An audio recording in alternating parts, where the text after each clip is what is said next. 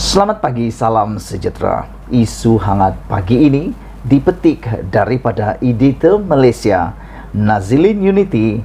Bongkar jangan tak bongkar, bongkar sampai terlonde. Kita tanpa sempadan. Dalam editor Malaysia, Khairi Jamaluddin sudah boleh ucap selamat tinggal kepada dunia politik.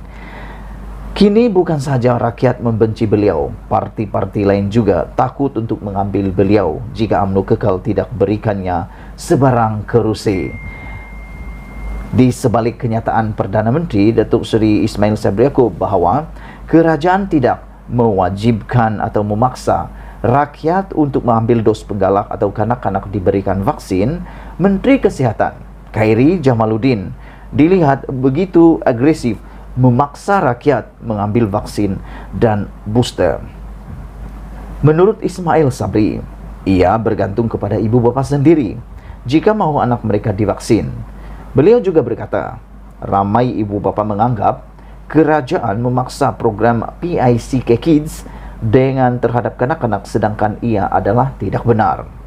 Rakyat menyambut baik kenyataan Ismail Sabri, namun tetap kecewa dengan pelaksanaan dan pemberian booster oleh Menteri Kesihatan Khairi Jamaluddin yang dilihat seperti memaksa rakyat. Pelbagai NGO terutama PPIM telah pun menyuarakan bantahan dan mengadakan pelbagai forum namun dipandang sepi oleh kerajaan. Walaupun kenyataan Ismail ini dilihat melegakan, ia tetap tidak menyelesaikan masalah yang dihadapi oleh rakyat dalam isu pelaksanaan dan pemberian vaksin serta booster. Kenapa kerajaan menafikan sebarang kematian atau kecederaan yang berlaku sebab daripada mengambil vaksin dan booster sedangkan terdapat pelbagai bukti yang dikemukakan. Bahkan terdapat bantahan oleh pelbagai pihak termasuk ratusan pengamal perubatan sendiri. Di sebalik kemelut ini, apa salahnya jika rakyat diberi pampasan? Sekiranya apa jua masalah dalam masa 2 minggu pemberian vaksin dan booster tanpa mengira apa jenis pun sakitnya dan komplikasi yang berlaku.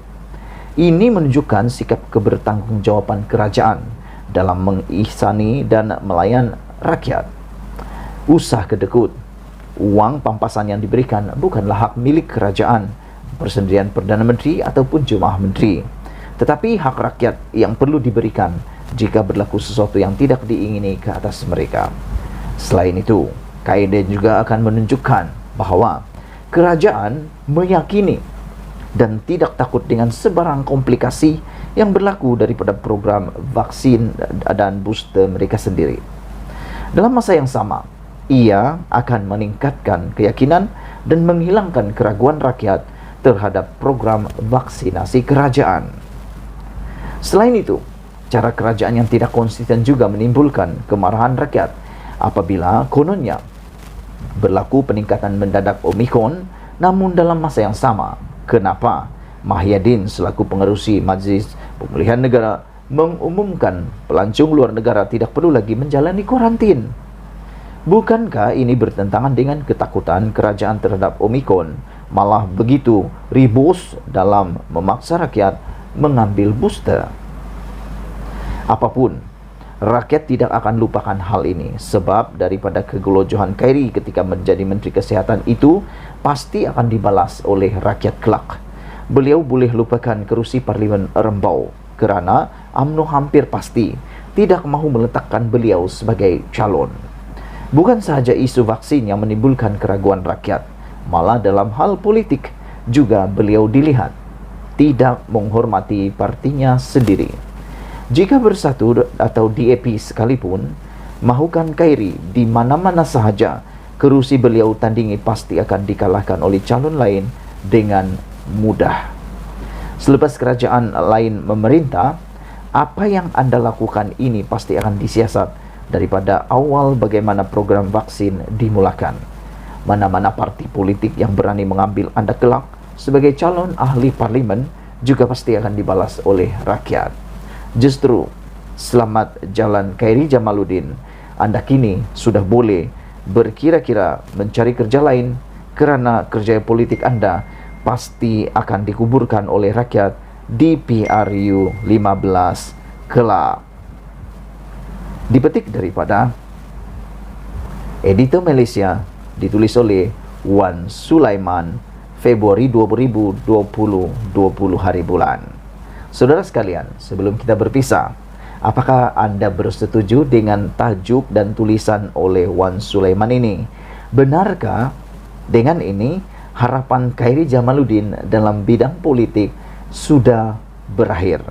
Adakah benar Khairi Jamaluddin sudah boleh mengucapkan selamat tinggal kepada dunia politik, kerana kini bukan sahaja rakyat membenci beliau, tapi parti-parti lain juga takut untuk mengambil beliau jika UMNO kekal tidak memberikannya sebarang kerusi.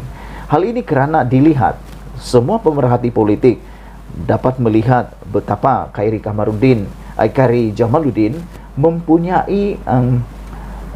mempunyai krisis dalaman dengan pemimpin-pemimpin UMNO, khususnya dengan Najib Tun Razak dan juga Zahid Hamidi. Adakah konflik krisis antara pemimpin ini akan membawa kejatuhan Khairi Jamaluddin? Walau bagaimanapun, secara pribadi bagi saya, siapapun orang itu sekiranya diletakkan sebagai Menteri Kesihatan pada waktu ini, beliau juga pasti akan mengalami nasib yang sama seperti Khairi Jamaluddin. Kerana pada pendapat saya, mungkin Khairi Jamaluddin sedang berada di mana seperti pepatah, di luar mati mama, ditelan mati ayah. Nak buat tak ada boleh, tak buat pun tak boleh.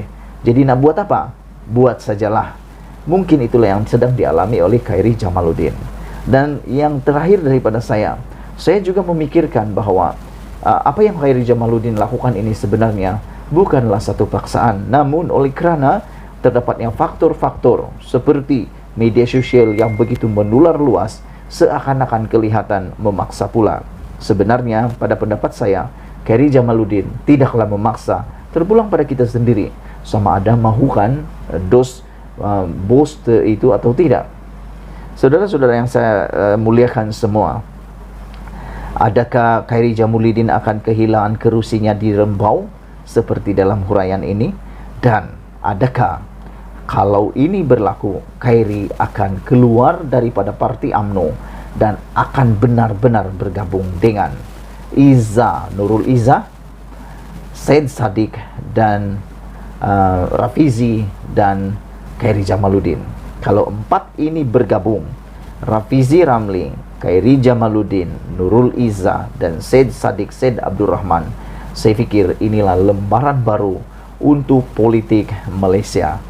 Malaysia kita punya, kita jaga sama-sama, cintai Malaysiaku.